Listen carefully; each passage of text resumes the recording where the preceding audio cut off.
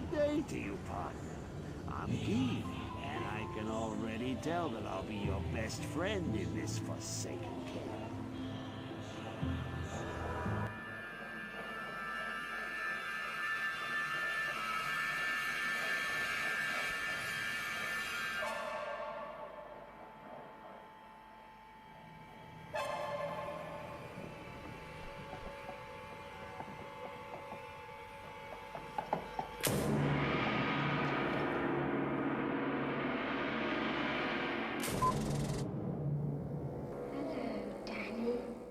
Hey guys, Wheat Solo here, aka the Skeleton King. So, what we're about to watch is one of the, well, it might be the greatest achievement in Canadian history. It's nothing that special for Americans, especially one as amazing as the Skeleton King. But Justin Trudeau, whatever they call their leader there, I think Dunce, yeah, declared it a national holiday in honor of this achievement by TopWoog. Probably the greatest Canadian to ever exist, and one of the only Canadians who's ever had an American friend. Mainly out of pity, but he did make one out of me. Oh, sad. Or great, depending on how you look at it.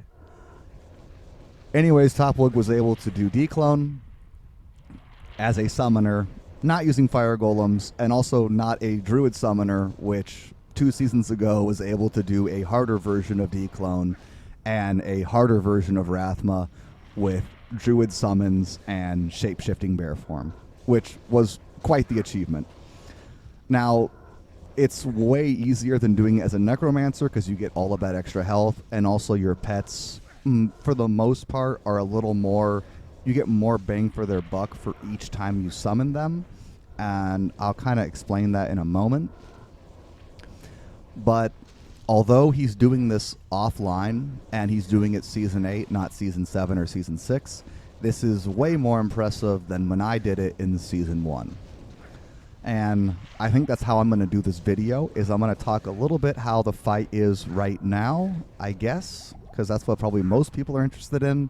What I find most interesting is kind of how the fight has changed over time. But real quickly, right now we're seeing the Cold Nova projectiles.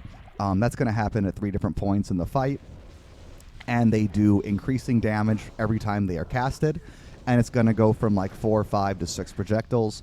And basically, to survive the 3rd wave 6 projectile, you basically need to be a barb. Maybe some other classes can survive it, but it's very, very tough, and I don't think a necromancer can. Maybe with like very specific gear, you would just be able to survive, but TopWoog would probably know. The rest of the fight is not that bad on abilities that Dclone uses. The fire on the ground is very challenging. One of the reasons why that is so challenging is because this fight did something very useful. They changed the way flat damage reduction of MDR and PDR, and I'm not sure if it applies to FDR as well. I guess that doesn't make any sense. No, I think that's why they just took off the fire absorb from certain items that was so high. But when it comes to physical damage reduction and magic damage reduction, they are actually nerfed by 30, like you divide them by like 30 times. So if you have, 1 PDR, you take 1 damage off of the lightning hose, which does, half physical, half lightning. If you have 30 PDR, you still take off 1 damage. The reason they did that is tick-based attacks, you could kind of cheese them, because although they do a lot of damage, because they do damage every tick, I think it's every other frame. It might be every frame. I can't remember. But they can't do a ton of damage because then you would just vanish off the screen. But the problem with them is that if you stack PDR and MDR, you'd basically make this fight pointless. So for instance, we have 2 different instances of tick-based damage. We have the lightning hose, and then we have the bone spirit patches. That's the meteor that leaves fire on the ground, but it is not fire damage. It was fire damage, I believe, way back when, I want to say, and it was a terrible idea because it was way too easy to not take damage from fire in this fight. But it has been magic damage ever since. I believe it was changed during Season 1 very early on, or maybe it was always that way when Season 1 launched. I want to say at one point it was fire damage, but I might be wrong on that. And just the fact that these two attacks deal damage per tick, also the fire on the ground is a damage per tick a fight thing as well. But you can't get fire absorb like you used to in vanilla Diablo 2. Those items were severely nerfed, I think partly because they wanted to make this fight hard. And now that you have the lightning hose a tick and the bone spirit patch on the ground doing physical damage and magic damage over ticks, it basically makes it incredibly challenging to do this fight without understanding the mechanics, okay? Yes, the gear is important, and technically, yes, you can outgear it on level 1. But even on level 1, if you outgear it and you don't quite understand what's going on, you'll probably die. So, besides those attacks, which are literally the most dangerous in the game, we went over the Cold Nova, the Bone Spirit, launching a Bone Spirit patch, the Lightning Hose, and the fire on the ground. The other attack of note is the Meteor. Now, the Meteors, the Bone Spirits, are not cast by Diablo. They are casted by the Trap Souls on the edge of the fight.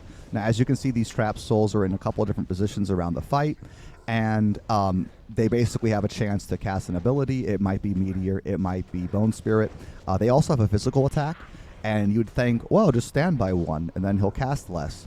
I'm not sure if they actually don't cast if they're physically attacking. They might not, but their physical attack is quite annoying as well. It does slap. It doesn't do a lot of damage, but it does enough that you don't want to be hit by them.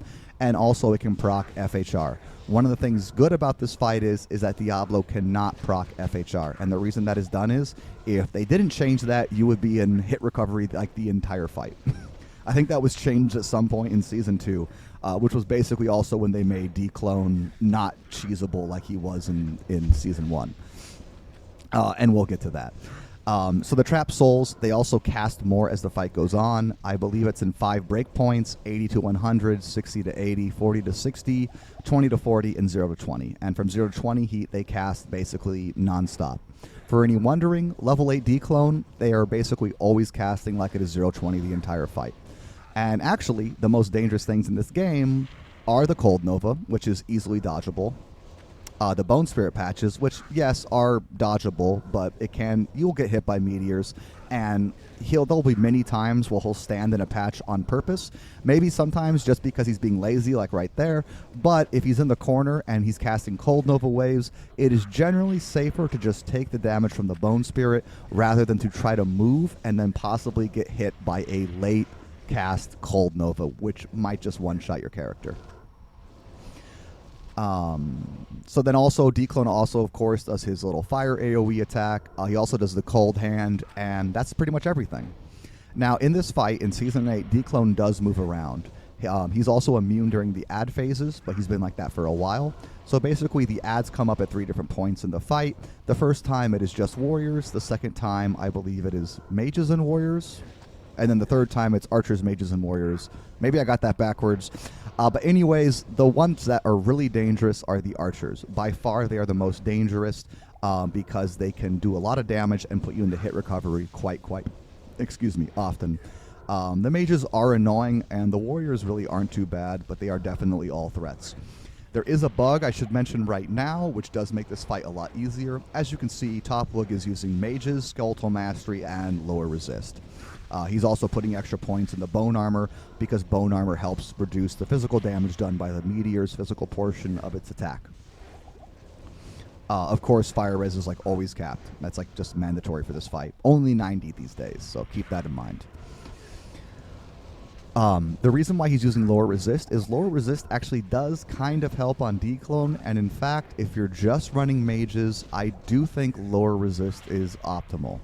But as you can see, lower resist does not last a long time, and the mages don't last a long time. So now we're going to go into why this fight is so hard for a necromancer who summons skeletons specifically so challenging. You have to cast Desecrate. Okay, you have to cast a mage, and then you have to cast more mages, and then lower resist buffs each individual mage. Well, guess what?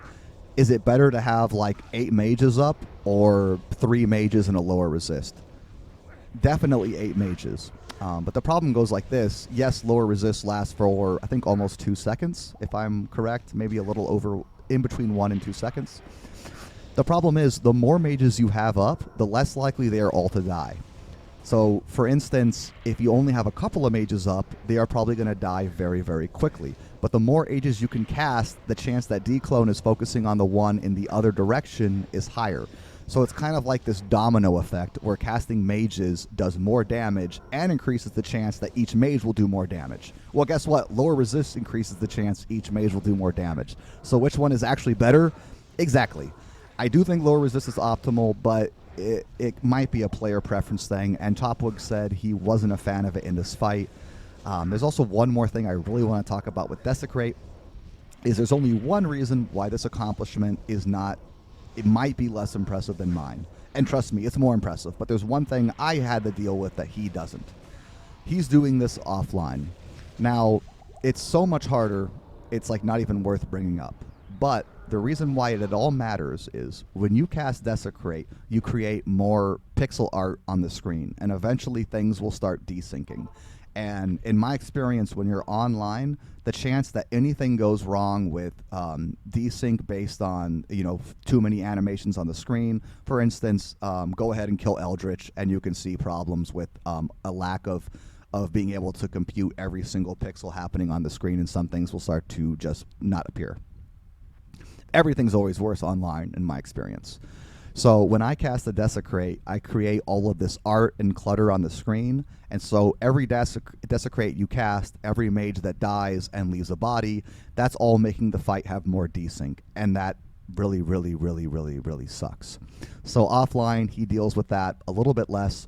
As you can see, his gear is not optimal. I'm going to go into gear a little more a little later. I actually think it's kind of cool that his gear, he chose it the way he did.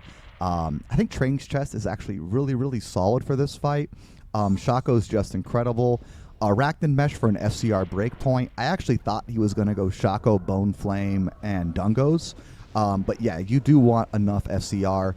And then, of course, BK, Nature's Peace, is just some of the best rings you can use. Mara's is really not optimal, but I don't think he was trying to go optimal, as you can see, because his gear really isn't. I found Grave Palms interesting. I think Grave Palms was unnecessary for this version of the build. I think Train's Gloves would be just better, but yeah, that's it. Marowaks are actually great. Not even for the +2 Skeletal Mastery. You get a source of CBF, which on a quickly put together character is good. You also get Strength. You get stats on it, Strength and Dex. You might need a little bit of Dex somewhere along the line for the build. I'm not sure. Maybe nothing you wear actually needs Dex. Anyways, at least you get Strength, some other stats, and CBF, and that's great. And +2 Skeletal Mastery, and that's 4% more damage for your mages, so that's very, very good. What other gear can you use? Well, of course, there's the Dungos. Crown of Ages is always kind of useful. Less useful these days. I think it's hard to beat Shaco. You get Life, which for a Necromancer and their poor Vita scaling is just so good. For the shields, I think Martyrdom is an option. I think Full Trings is pretty good, but not Idea. I actually really like Storm Shield, although with modern Bone Flame, it's so good you kind of don't need Storm Shield, and also Storm Shield needs a lot of points in itself. So Bone Flame's probably just better. In fact, it's hard to beat. I think Train Gloves are by far the best glove. For your weapon, I think Larix is pretty good. I think if you really wanted to, though, you could probably just run a Whiz Spike. Yeah, your mages would be a lot worse, but depending on gear, you'd get a ton of SCR. For armor, I think Trings is pretty hard to beat because you also get a free Blood Warp, and again, you're not running Golems, so I really don't think there's a better option. But of course, Blink is good, so Ligma. You don't get the sockets, though. Yeah, it's kind of hard. I mean, I guess you do get the physical reduction. Maybe it would work out. I'm not positive. But probably Trings is best for this fight with his gear setup.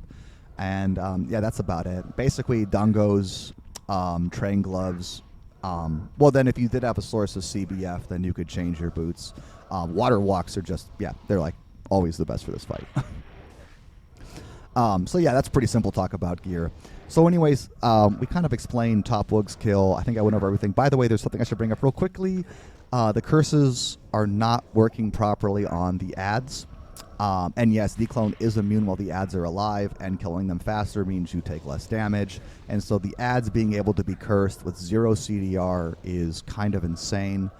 By the way, the developers have said if they find out that anybody is abusing the fact that ads can be confused, you might get your account banned. So user beware. Now, Boneflame has a chance to cast Terror, and as I said, it might just be the best item in slot these days because it got PDR at some point. And so it's like, is it worth to run SS over it now? Probably not. And so, it's not your fault, I think. So now, what about my kill in Season 1? Well, I had to deal with more Desync, but I probably gave the edge to TopWoog. But the fight was like fundamentally different. Dclone would just stand in the middle. You could hide behind the pillars and he'd still take damage. They changed that by making him immune if you were on the edge of the fight. I don't think that's necessarily why it made the fight a lot easier.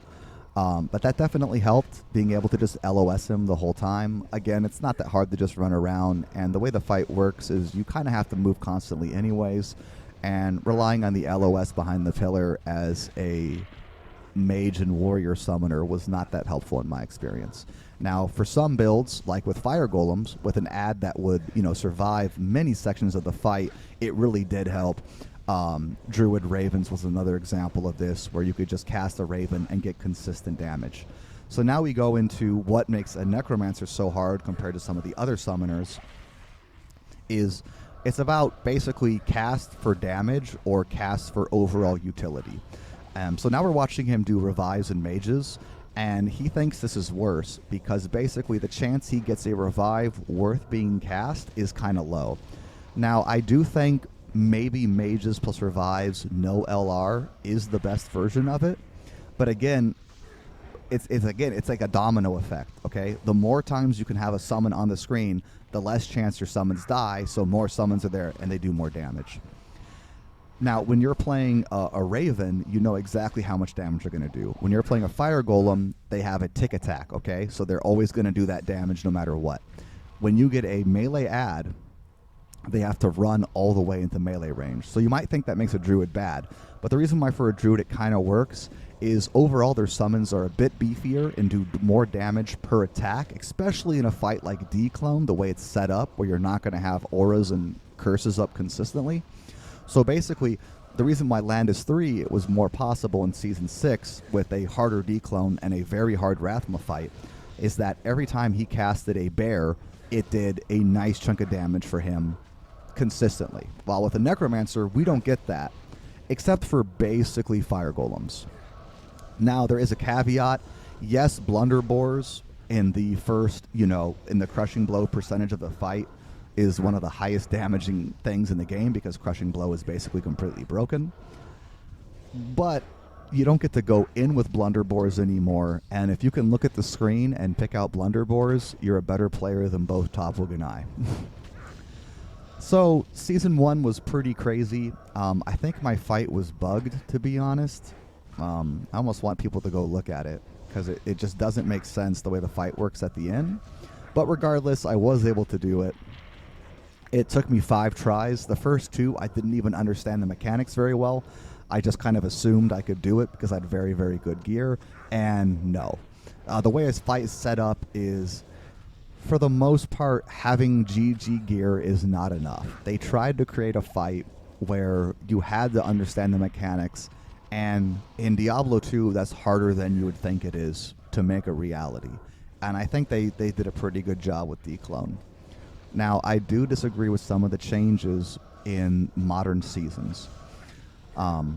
So first, let's go through a quick history real quickly of how this fight has been changed to deal with certain cheesing. Of course, there were Hydras very early on and being cast off screen, and then even after that, there was the ability to LOS and cast these useful abilities. But just fixing the fact that you couldn't LOS him doesn't change the fact that these abilities are that good per cast. Also, there was a point where Dclone did not do bonus damage to mercs and summons. Now, when I did the fight, I believe he was doing 200% damage to mercs and summons. Originally, this was live. Mercenaries could basically survive the entire fight up until the Cold Nova waves. and just chunk away at Dclone. And that was insane. And they had to re-give him the ability to do extra damage, right? They went up and down on this number. I believe it went up to 300% on both.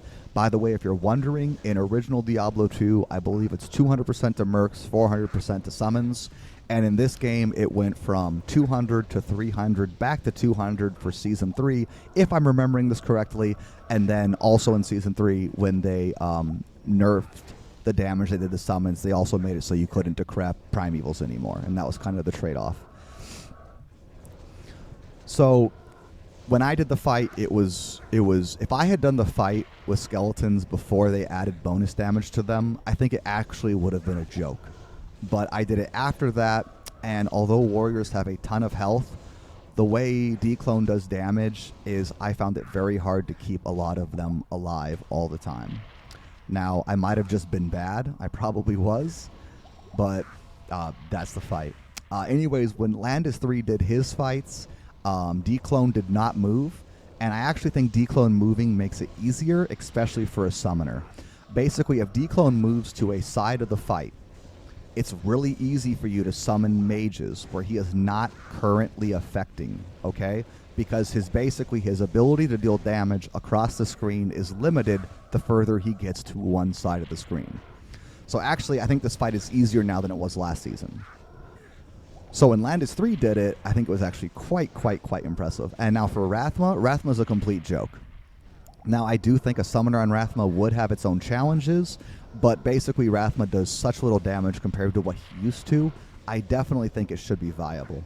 Now, for anyone out there wondering if they want to do this fight as a summoner, don't. I mean, Fire Golems, yes, do that. As this build, I would go Mages Revives, no Curse. If you wanted to just go Mages, think about dropping LR and just getting more useful utility for yourself. And, yeah, it's really cool. TopWoog, you did a great job. I wanted to show off both kills because I thought they were so impressive. If you're wondering, on this build, he dropped Bone Prison. That's basically the only difference to get revives, and Bone Prison just gave him some more Bone Armor. And Bone Armor is actually really useful for this fight. Trust me, that physical portion of the Meteor will chunk your health. Well, Skelly King out for now, guys. GG. Come and play with us, Daddy. Forever.